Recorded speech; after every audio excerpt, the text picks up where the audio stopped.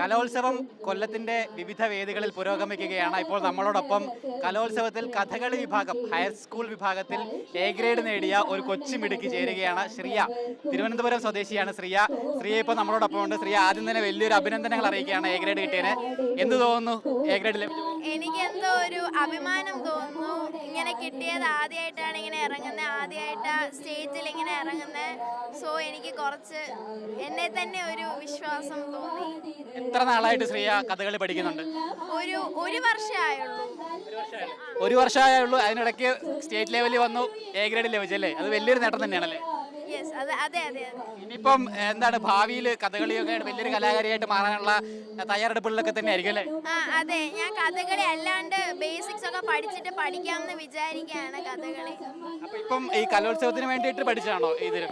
ഇപ്പൊ അങ്ങനെ ഇപ്പൊ ഞാൻ പഠിക്കാൻ പോവാണ്, തുടർന്ന് പഠിക്കാൻ പോവാണ്. എത്രാം ക്ലാസ്സിലാണ് പഠിക്കുന്നത്?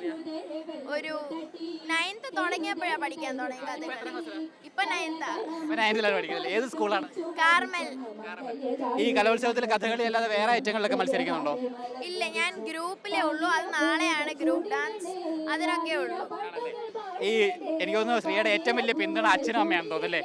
അതെ, അവരാണ് ഇതിനെ പറ്റിയിട്ടൊക്കെ പറഞ്ഞന്ന് എന്നെ കുറച്ചും കൂടെ ഇൻസ്പിറേഷൻ ഒക്കെ അവരാ തന്നെ. അച്ഛൻ്റെ അടുത്തൊന്നും വിശേഷം ചോദിച്ചിട്ട് വരാം. മകള് വലിയൊരു നേട്ടം കരസ്ഥമാക്കിയിരിക്കുകയാണ്. ചെറിയ പ്രായത്തിൽ തന്നെ സ്റ്റേറ്റ് ലെവലിൽ എ ഗ്രേഡ് നേടിയിരിക്കുന്ന കഥകളിക്ക് അച്ഛനെന്ന നിലയിൽ എത്രത്തോളം അഭിമാനപൂർവ്വമാണ് അതിനെ കാണുന്നത്? നമുക്ക് വളരെയധികം സന്തോഷം തോന്നുന്ന നിമിഷമാണ്. പ്രത്യേകിച്ച് ഇങ്ങനത്തെ വേദികളിൽ മോക്ക് പെർഫോം ചെയ്യാൻ പറ്റിയതിൽ വളരെ സന്തോഷമുണ്ട്. ഇനി മോളെ ഈ കലാമേഖലയിലേക്ക് തന്നെയാണ് അവളുടെ ഭാവി എന്നുള്ള നിലയ്ക്ക് അത്തരത്തിൽ തയ്യാറെടുക്കാനാണോ അവളെ പ്രേരിപ്പിക്കുന്നത്? അത് മോൾക്ക് തന്നെ ചൂസ് ചെയ്യാന്നുള്ളതാണ്. മോൾക്ക് ഇത് ഇഷ്ടമാണെന്നുണ്ടെങ്കിൽ മോൾക്ക് തന്നെ ഇത് കണ്ടിന്യൂ ചെയ്ത് കൊണ്ടുപോകാന്നുള്ള ഒരു ഇതിലാണ് നിൽക്കുന്നത്. ചേട്ടന്റെ പേര് സഞ്ജിത്ത്. അമ്മയ്ക്ക് എന്താണ് പറയാനുള്ള മോളുടെ ഈ സന്തോഷം? മകളെ ഒരു കലാകാരിയാക്കി തന്നെ ഭാവിയിൽ കൊണ്ടുവരണതാണ്. അമ്മയുടെ പേര് അനിയനാണോ? അനിയന്റെ പേരെന്താ? എത്രാം ക്ലാസ്സിലാണ് പഠിക്കുന്നത്? 2ാം ക്ലാസ്സിലാണല്ലേ? ഇനി അനിയനും ഇപ്പൊ ചേച്ചിയെ പോലെ ഇനി ഇവിടെ അടുത്ത കലോത്സവത്തിൽ പങ്കെടുക്കല്ലേ?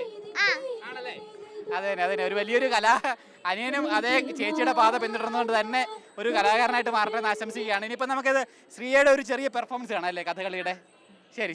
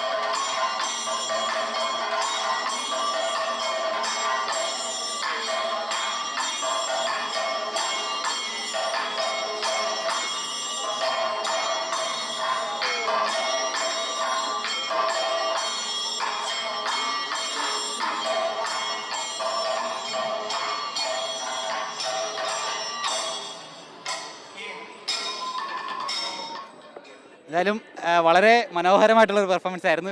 എന്തായാലും നല്ല ഭംഗിയുണ്ടായിരുന്നു കാണാനായിട്ട്. എന്തായാലും എ ഗ്രേഡ് നേടിയതിന് ഒരിക്കൽ കൂടി ആശംസ അറിയിക്കുന്നു. വലിയ കലാകാരിയായിട്ട് ഭാവിയിൽ മാറട്ടെ എന്ന് കൂടി ആശംസിക്കുകയാണ് ശ്രേയ. Thank you.